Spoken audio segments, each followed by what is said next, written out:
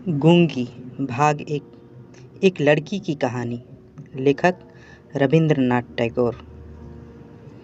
कन्या का नाम जब सुभाषिणी रखा गया था तब कौन जानता था कि वह गूंगी होगी।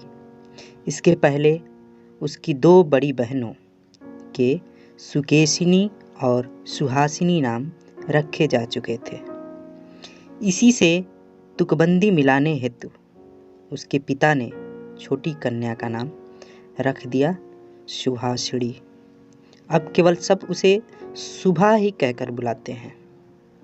बहुत खोज और खर्च के बाद दोनों बड़ी कन्याओं के हाथ पीले हो चुके हैं और अब छोटी कन्या शुभा माता पिता के हृदय के नीरव बोझ की तरह घर की शोभा बढ़ा रही है।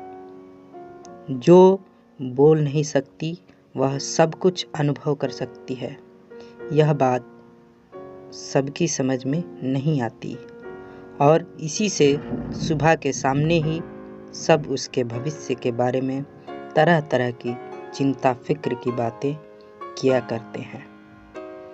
किंतु स्वयं सुबह इस बात को बचपन से ही समझ चुकी है कि उसने विधाता के शाप के वशीभूत होकर ही इस घर में जन्म लिया है। इसका फल यह निकला कि वह सदैव अपने को सब परिजनों की दृष्टि से बचाए रखने का प्रयत्न करने लगी। वह मन ही मन सोचने लगी कि उसे सब भूल जाएं तो अच्छा हो, लेकिन जहाँ पीड़ा है उस स्थान को क्या कभी कोई भूल सकता है। माता पिता के मन में वह हर समय पीड़ा की तरह जीती जागती बनी रहती है। विशेषकर उसकी माता उसे अपनी ही किसी गलती के रूप में देखती है, क्योंकि प्रत्येक माता पुत्र की अपेक्षा पुत्री को कहीं अधिक अपने अंश के रूप में देखती है और पुत्री में किसी प्रकार की कमी होने पर उसे अपने लिए मानो विशेष रूप से लज्जाजनक बातें समझती है। सुभा के पिता वाणीकंठ तो सुभा को अपनी दोनों बड़ी पुत्रियों की अपेक्षा कुछ अधिक ही स्नेह करते हैं, पर माता उसे अपने गर्भ का कलंक समझकर उससे उदासीन ही रहती है।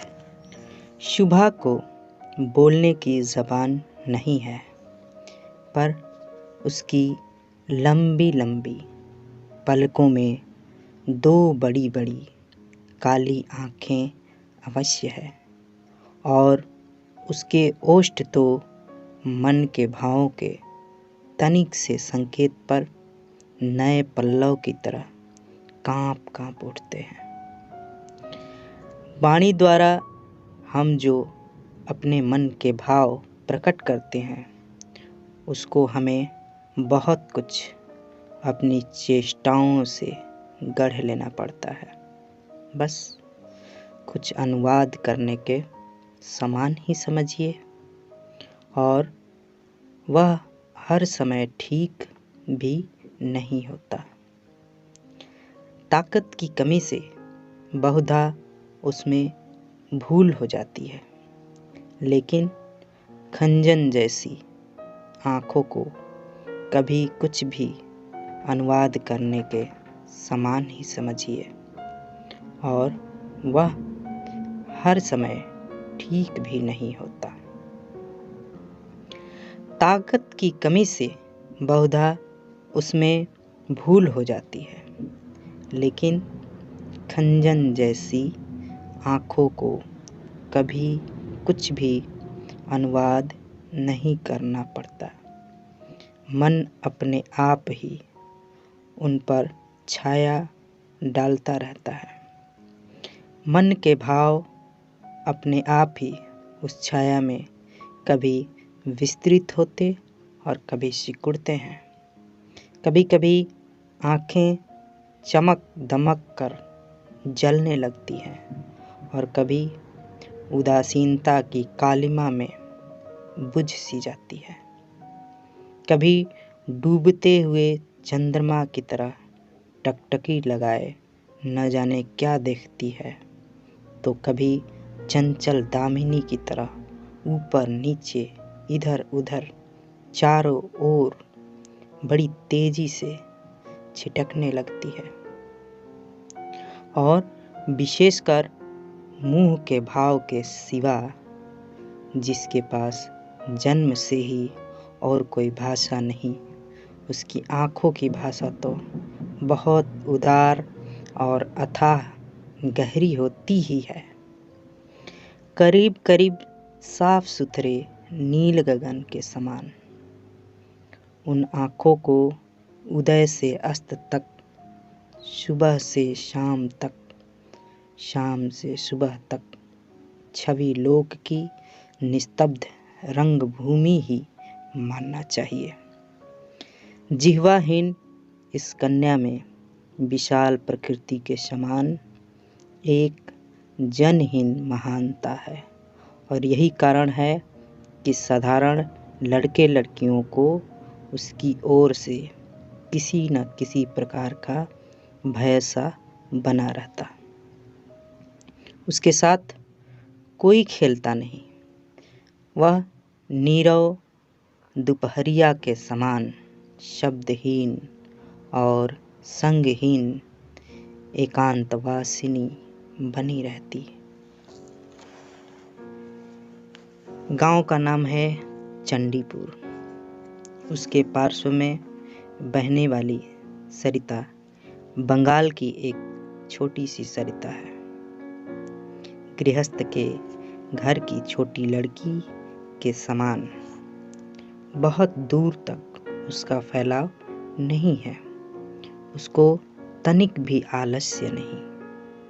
वह अपनी इकहरी देह लिए अपने दोनों छोरों की रक्षा करती हुई अपना काम करती जाती है।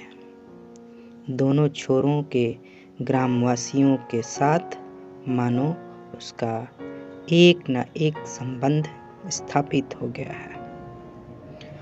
दोनों ओर गांव है और वृक्षों के छायादार ऊंचे किनारे हैं, जिनके नीचे से गांव की लक्ष्मी सरिता अपने आप को भूलकर शीघ्रता के साथ कदम बढ़ाती हुई बहुत ही प्रसन्नचित्त असंख्य शुभ कार्यों के लिए चली जा रही है। पाणिकंठ का अपना घर नदी के बिल्कुल एक छोर पर है। उसका खपच्चियों का बेड़ा, ऊंचा छप्पर, गाय घर, भूसे का ढेर, आम, कटहल और केलों का बगीचा हर एक नाविक की दृष्टि अपनी ओर आकर्षित करता है। ऐसे घर में आसानी से चलने वाली ऐसी सुख की गृहस्थी में उस गूंगी कन्या पर किसी की दृष्टि पड़ती है या नहीं मालूम नहीं, पर काम धंधों से ज्यों ही उसे तनिक फुर्सत मिलती, त्यों ही झट से वह उस नदी के किनारे जा बैठती। प्रकृति अपने पार्श्व में बैठकर उसकी सारी कमी को पूर्ण कर देती है। नदी की स्वर ध्वनि, मनुष्यों का शोर, नाविकों का सुमधुर गान, चिड़ियों का चहचहाना, पेड़ पौधों की मरमर ध्वनि, सब मिलकर चारों ओर से गमनागमन आंदोलन और कंपन के साथ होकर सागर की उत्ताल तरंगों के समान उस बालिका के चिर स्तब्ध हृदय उपकूल के पार्श्व में आकर मानो फूट फूट पड़ती है। प्रकृति के ये अनोखे शब्द, अनोखे गीत, यह भी तो गूंगी की ही भाषा है।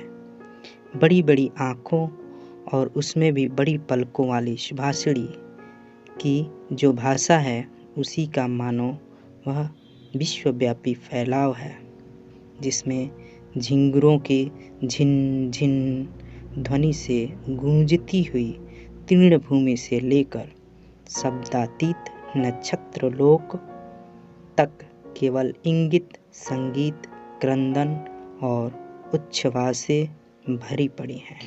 और दोपहरिया को नाविक और मछुए खाने के लिए अपने अपने घर जाते, गृहस्थ और पक्षी आराम करते, पार उतारने वाली नौका बंद पड़ी रहती, जन समाज अपने सारे काम धंधों के बीच में रुककर सहसा भयानक निर्जन मूर्ति धारण करता। तब रुद्र महाकाल के नीचे एक गूंगी प्रकृति और एक गूंगी कन्या दोनों आमने सामने चुपचाप बैठी रहती, एक दूर तक फैली हुई धूप में और दूसरी एक छोटे से वृक्ष की छाया में। सुभाषिणी की कोई सहेली हो ही नहीं सो बात नहीं। गाँव घर में 2 गायें हैं, एक का नाम है सरस्वती और दूसरी का नाम है पार्वती। ये नाम सुभाषिणी के मुंह से उन गायों ने कभी भी नहीं सुने, परंतु वे उसके पैरों की मंथर गति को भली भांति पहचानती हैं। सुभाषिणी का बिना बातों का एक ऐसा करुण स्वर है जिसका अर्थ वे भाषा की अपेक्षा कहीं अधिक सरलता से समझ जाती है।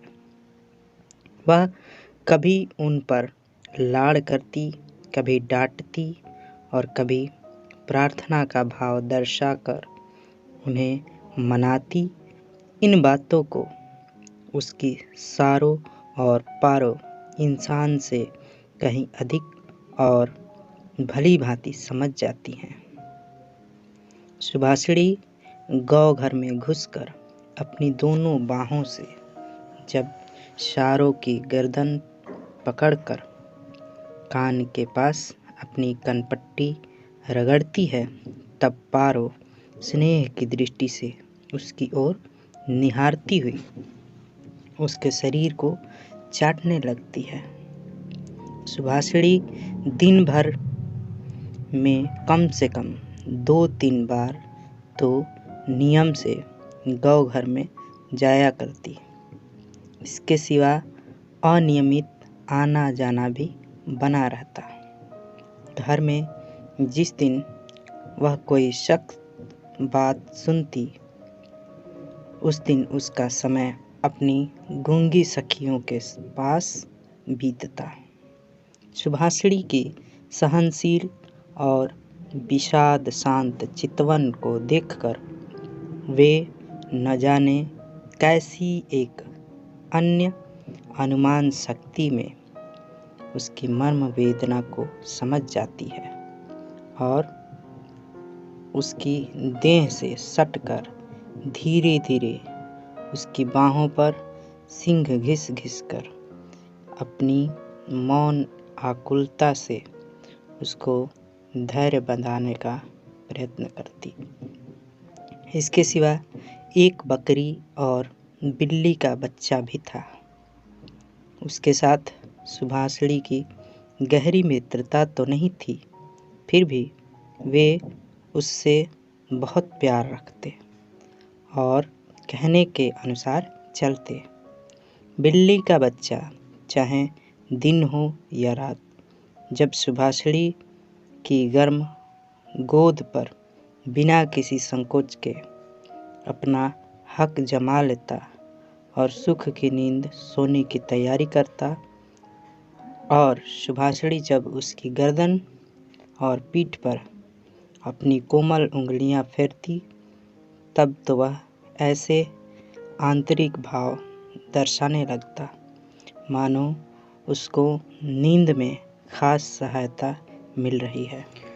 ऊंची श्रेणी के प्राणियों में सुभाषिणी को और भी एक मित्र मिल गया था, किंतु उसके साथ उसका ठीक कैसा संबंध था इसकी पक्की खबर बताना मुश्किल है, क्योंकि उसके बोलने की जिह्वा है और वह गूंगी है। अतः दोनों की भाषा एक नहीं थी। वह था गुसाइयों का छोटा लड़का प्रताप। प्रताप बिल्कुल आलसी और निकम्मा था। उसके माता पिता ने बड़े प्रयत्नों के उपरांत इस बात की आशा तो बिल्कुल छोड़ दी थी कि वह कोई कामकाज करके घर गृहस्थी की कुछ सहायता करेगा। निकम्मों के लिए एक बड़ा सुविधा यह है कि परिजन उन पर बेशक नाराज रहे, पर बाहरी जनों के लिए वे प्रायः स्नेह पात्र होते हैं। कारण किसी विशेष काम में न फंसे रहने से वे सरकारी मिल्कियत से बन जाते हैं। नगरों में जैसे घर के पार्श्व में या कुछ दूर पर एक आध सरकारी बगीचों का रहना आवश्यक है। काम धंधों में, हास परिहास में, और जहाँ कहीं भी एक आध की कमी देखी वहीं वे चट से हाथ के पास ही मिल जाते हैं। प्रताप की विशेष रुचि एक ही है, वह है मछली पकड़ना। इससे उसका बहुत सा समय आसानी के साथ कट जाता है। तीसरे पहर सरिता के नीर पर बहुधा वह इस काम में तल्लीन दिखाई देता और इसी बहाने सुभाषिणी से उसकी भेंट हुआ करती। चाहे किसी भी काम में हो, पार्श्व में एक हमजोली मिलने मात्र से ही प्रताप का हृदय खुशी से नाच उठता।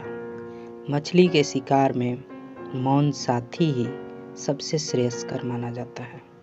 अतः प्रताप सुभाषिणी की खूबी को जानता है और कद्र कर। यही कारण है कि और तो सब सुभाषिणी को शुभा कहते हैं, किंतु प्रताप उसमें और भी स्नेह भरकर उसे सू कहता है। आगे वीडियो को जारी रखने के लिए कृपया लाइक करें, कमेंट करें और ऐसे ही और कहानियों के लिए हमारा चैनल सब्सक्राइब करें। धन्यवाद।